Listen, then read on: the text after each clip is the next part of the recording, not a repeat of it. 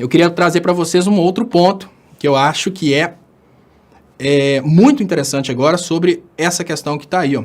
Olha como é que são as coisas. A construção do jornalista brasileiro,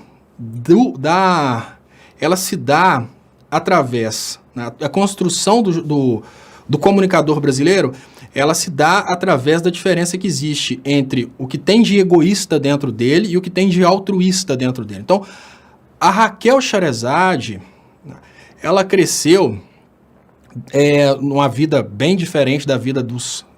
Né, que ela indiretamente prejudica quando ela critica bolsas, critica todas as políticas de esquerda.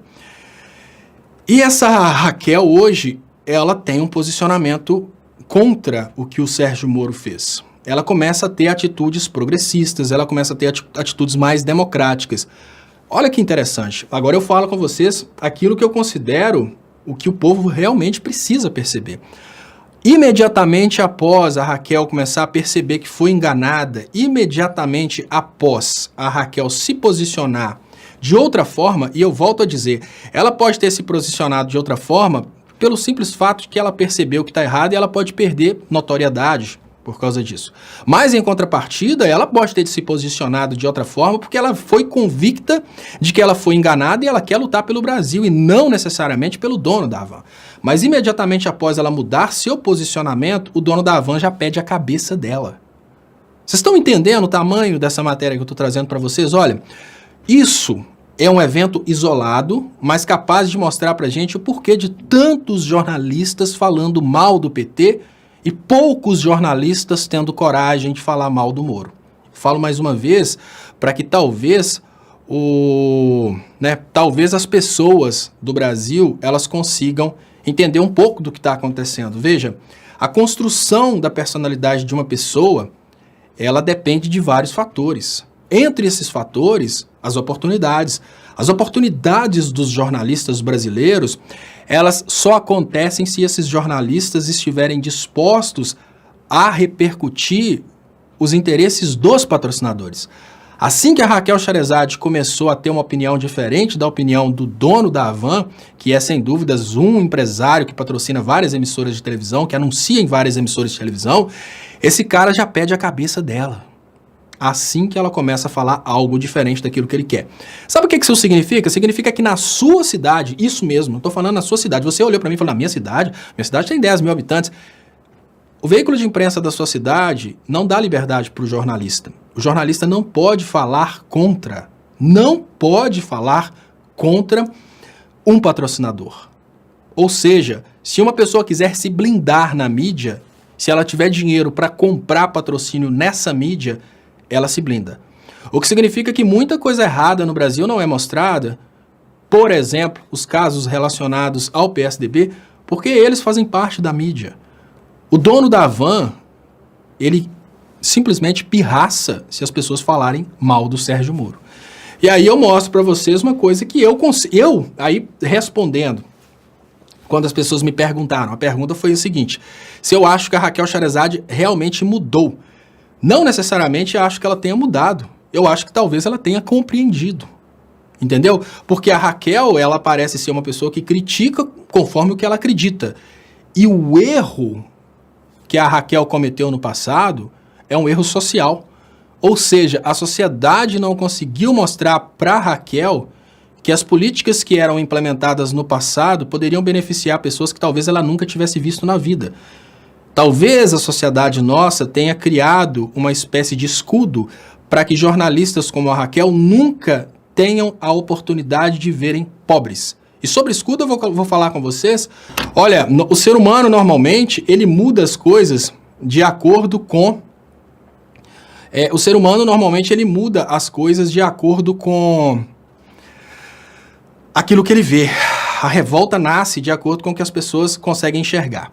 As fábricas na cidade de Manchester, que foi o berço da Revolução Industrial, naquela época em que Marx e Engels escreviam contra o capitalismo industrial, eles não escreviam contra o capitalismo dizendo que o capitalismo era uma coisa necessariamente ruim, mas que o capitalismo produzia coisas ruins para a sociedade. E o ser humano, por mais que ele seja egoísta, ele tem um pouquinho de altruísmo, e esse altruísmo normalmente ele é despertado pelas experiências. O que que os empresários, eu não estou falando dos funcionários de alto nível, o que que os empresários faziam em Manchester? Para evitar que os gerentes das fábricas tivessem compaixão dos trabalhadores, olha só o tamanho da coisa, pessoal. Para evitarem que os gerentes das fábricas tivessem compaixão dos trabalhadores, os donos das fábricas ordenaram a construção de muros. Eu estou tentando achar algumas fotos desses muros, isso foi uma coisa que eu estudei lá na Inglaterra, até para evitarem que digam aí que isso é uma coisa comunista, né? Os donos das fábricas ordenaram a construção de muros e a finalidade de muros era esconder dos gerentes a pobreza dos trabalhadores. Por que eu estou falando isso? Isso conecta-se à realidade do jornalista brasileiro. Quando a gente imagina o posicionamento da Raquel Sherazade durante esse tempo todo contra os mais pobres, contra os mais humildes, a gente tem uma reprodução do que aconteceu em Manchester no passado.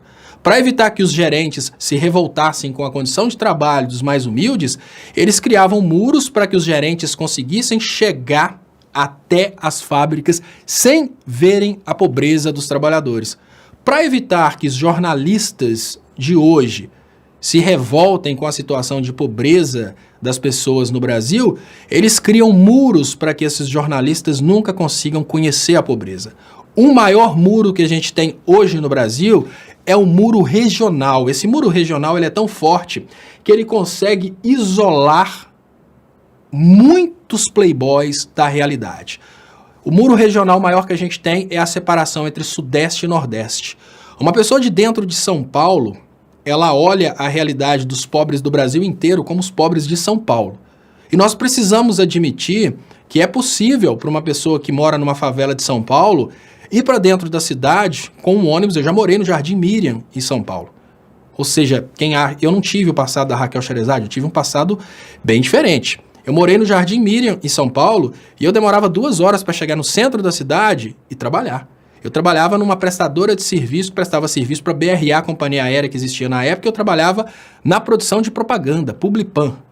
Então eu saía de uma realidade extremamente pobre, chegava numa realidade extremamente rica do centro de São Paulo, dentro de uma companhia aérea, em 2 horas. Então, para quem mora em São Paulo, você colocar a realidade da pobreza brasileira como sendo exemplificada por uma favela de São Paulo é muito confortável. Então você cria um muro. Esse muro não deixa com que jornalistas, não deixa com que pessoas de São Paulo vejam a verdadeira pobreza no Brasil. São pessoas que moram em situações bem diferentes da situação de um pobre de São Paulo. Então, no momento em que uma Raquel Sherazade, ela é isolada da realidade dos mais pobres, ela cria a personalidade dela achando que o pobre é vagabundo.